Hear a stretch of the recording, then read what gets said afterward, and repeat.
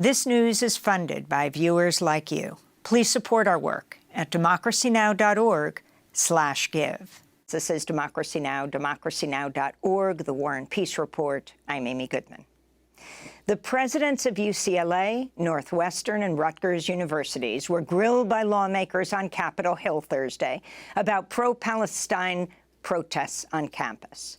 The hearing marked the fourth time in 6 months that the Republican-led House Committee on Education and the Workforce summoned school leaders to Washington for questioning about alleged anti-Semitism. During the hearing, lawmakers reserved their heaviest questioning for the presidents of Northwestern and Rutgers, the two universities where Gaza solidarity encampments were voluntarily dismantled after protesting students negotiated deals with university administrators. At UCLA, police violently raided the pro-Palestine encampment with flash grenades, rubber bullets, and tear gas a day after pro-Israel counter-protesters attacked the encampment with fireworks and metal rods. Dozens were arrested. Thursday's hearing marked the first time the heads of public universities, UCLA and Rutgers, were brought to testify before Congress on the issue. Our next guest, Steven Thrasher, is a professor of journalism at Northwestern University, an outspoken supporter of the Gaza solidarity encampments at Northwestern and other schools. In fact, Thrasher was singled out during Thursday's hearing by Republican Congressmember Jim Banks of Indiana as he was grilling Northwestern President Michael Schill. Let me ask you about Steven Thrasher, who's one of the goons in the photo behind me. He's a professor of journalism at Northwestern. He and several of your faculty members locked arms. They scuffled with police officers, blocked the police officers on your campus from doing their job. Do they continue to teach students at Northwestern University after this embarrassing incident? So I will not comment on individual faculty members nor on matters. Is it your decision and your decision alone to allow those professors to continue to teach students on your campus? We believe in due process at Northwestern University. You believe in due process except for the decision that you made about Coach Fitzgerald? We followed the contract. Have your cake and eat it too. We had an investigation, but I'm not going to go on and on about that. Is it okay for faculty members at Northwestern University to scuffle with police officers, to lock arms and present police officers from doing their job? You said in your opening statements that this encampment was responsible for anti-Semitic behavior that made Jewish students feel unsafe to go to class.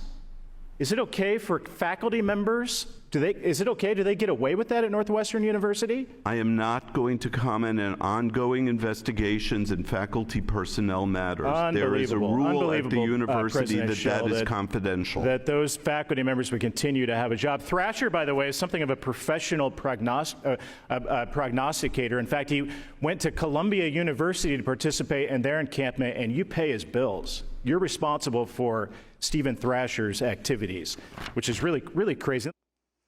That was Republican Congressmember Jim Banks of Indiana questioning Northwestern President Michael Schill about Professor Steven Thrasher.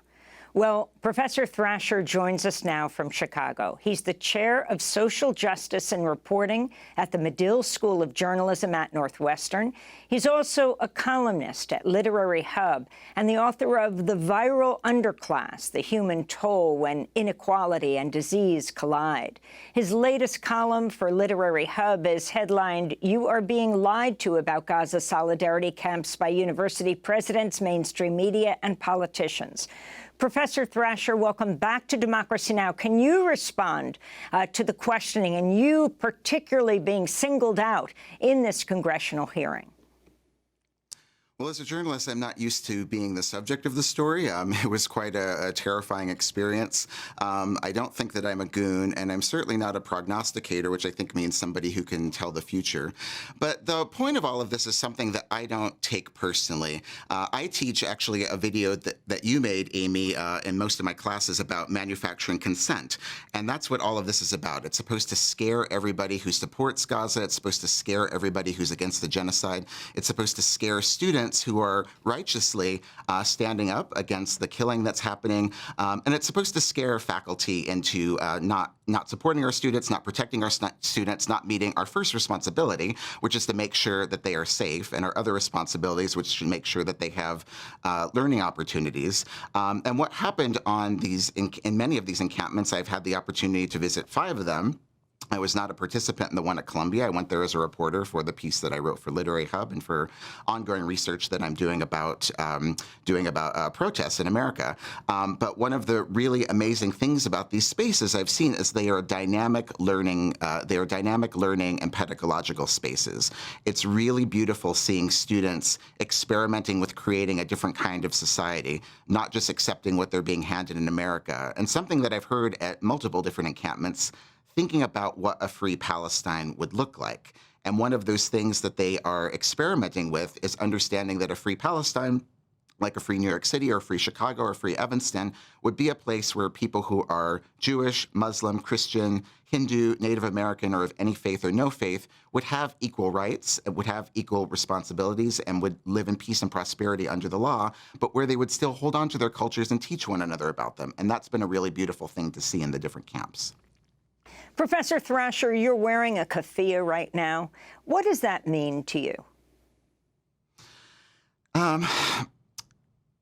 To me, it makes me think of how I've been talking about this issue for 5 years. I feel a bit like I'm in Groundhog Day because I talked about this issue at my graduation speech at NYU literally 5 years ago on Sunday, and then had a very difficult media week afterwards, and having a very, very intense media week again this time. But it really makes me think of a dear friend of mine whose name is Mohanad.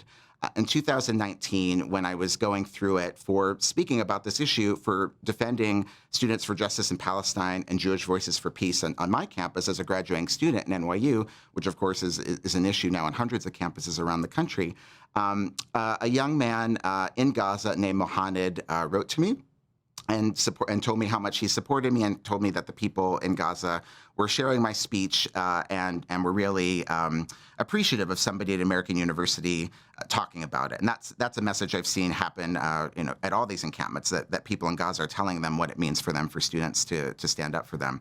And so Mohanad and I have been pen pals for these years. I was relieved to know that he had gotten married to a Palestinian-Canadian partner, had moved to Canada, and so I was relieved to know that he was not going to be in danger when I heard everything that was happening in Gaza this fall.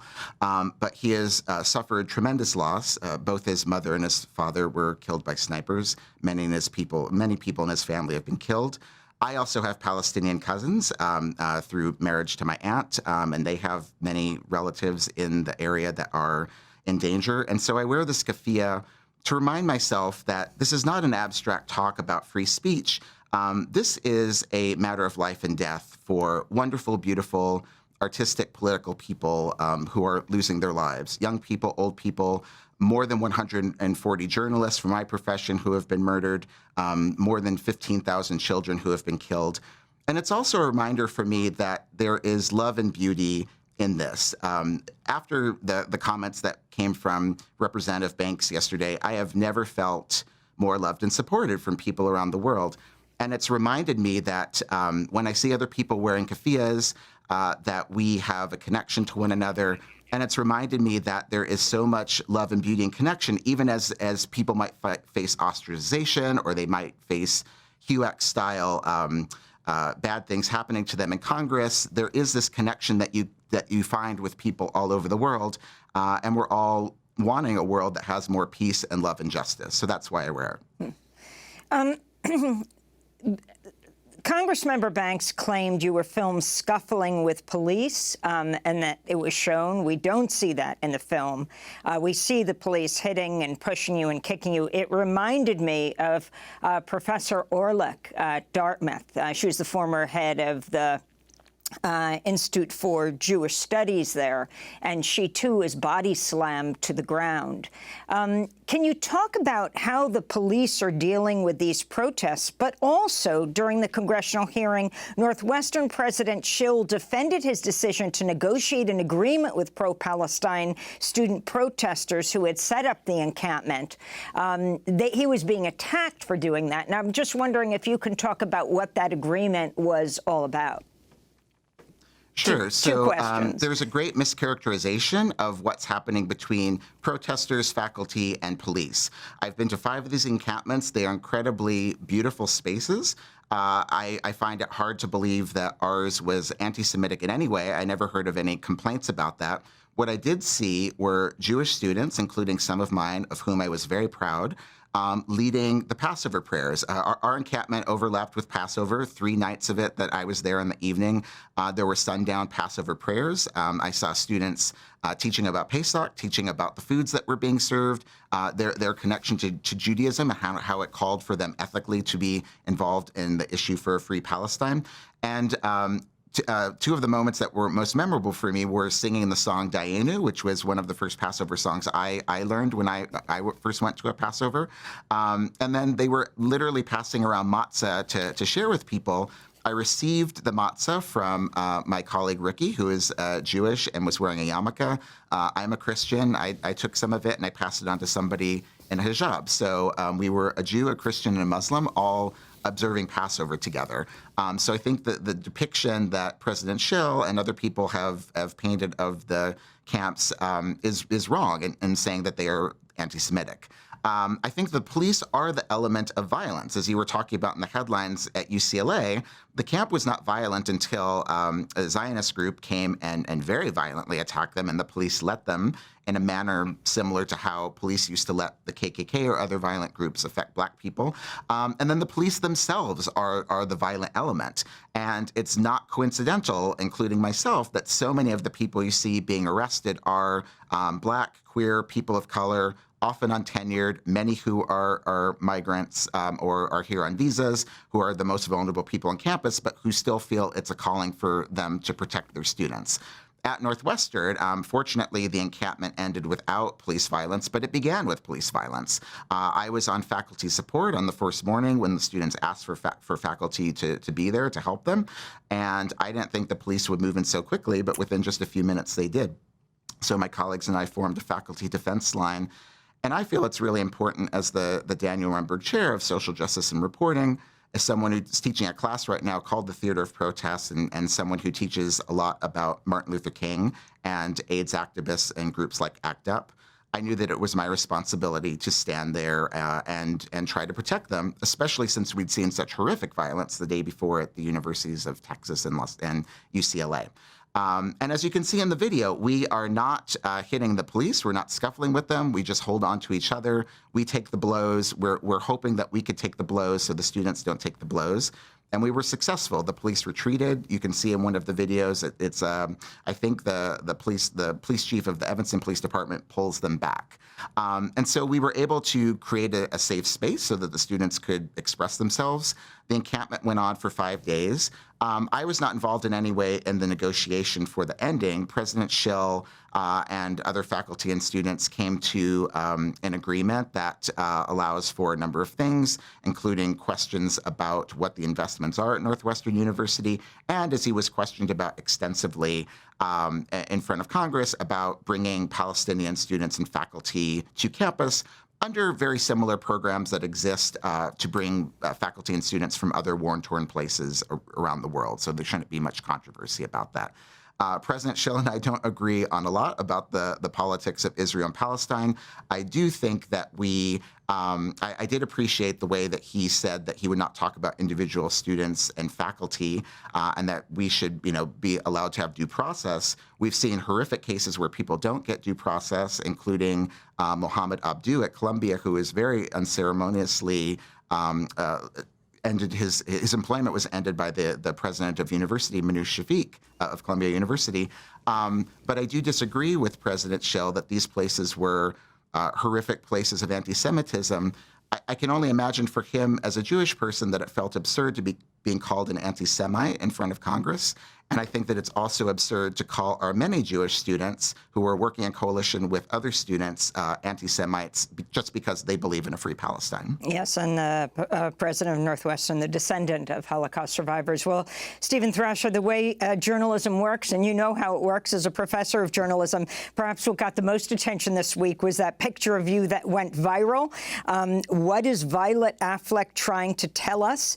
Jennifer Garner and Ben Affleck's daughter was photographed with some pointed reading material. She is holding your book, The Viral Underclass. I thank you so much for it. Yes, Steven. I've known about what was coming on Capitol Hill for about 10 days, so that was a very nice diversion. I found out that Violet Affleck is quite beloved in the disability community because she's largely known as the only person in Hollywood who still masks at events. She also went out in a Free Palestine t-shirt a few weeks ago, and so I was just really touched that that she shared my book. And if I was going to be in the news around stuff happening in Washington, I was glad that people in Hollywood were also talking about my book. But I really, really appreciated the opportunity to just see somebody in a position of visual authority reminding people to keep masking in dense places and to keep taking COVID precautions because in part of my life, I'm a public health person and COVID is not over, and we still need to, just as we do with our call for a free Palestine, we need to take care of one another, love one another, and show community care for one another. Steven Thrasher, Daniel Renber Chair of Social Justice and Reporting at the Medill School of Journalism at Northwestern University, a columnist with Literary Hub, will link to your most recent piece, his latest book, The Viral Underclass, The Human Toll When Inequality and Disease Collide. Democracy Now! Is funded by viewers like you. Please give today at democracynow.org/give.